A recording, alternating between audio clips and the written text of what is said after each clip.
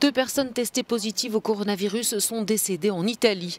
L'annonce successive de ces décès, les premiers sur le sol italien, s'est faite dans la foulée d'un vent de panique, une quinzaine de cas ayant été répertoriés. Ce qui porte à 22 le nombre total de malades en Italie, pays le plus touché en Europe.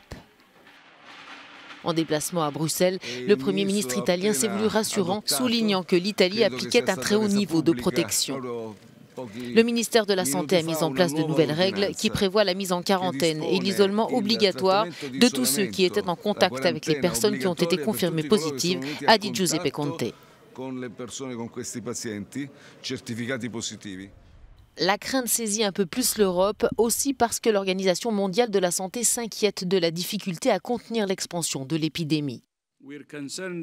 Nous sommes préoccupés par le nombre de cas sans lien épidémiologique clair, comme par exemple des antécédents de voyage en Chine ou le contact avec un cas confirmé. L'augmentation du nombre de cas en République islamique d'Iran nous inquiète également. On y dénombre désormais 18 cas et 4 décès ces 2 derniers jours. Depuis cette déclaration de l'OMS, l'Iran a établi un nouveau bilan. Un autre décès a été enregistré, ce qui porte le nombre total de morts liés au coronavirus à 5 dans ce pays, qui dénombre par ailleurs à l'heure actuelle 28 personnes contaminées. Outre l'Iran, les foyers de la maladie se multiplient. Un premier cas a été confirmé au Liban et un autre en Israël. En Corée du Sud, un 2e mort a été déploré ce samedi. Quant au nombre d'infections, il a bondi pour la 2e journée consécutive.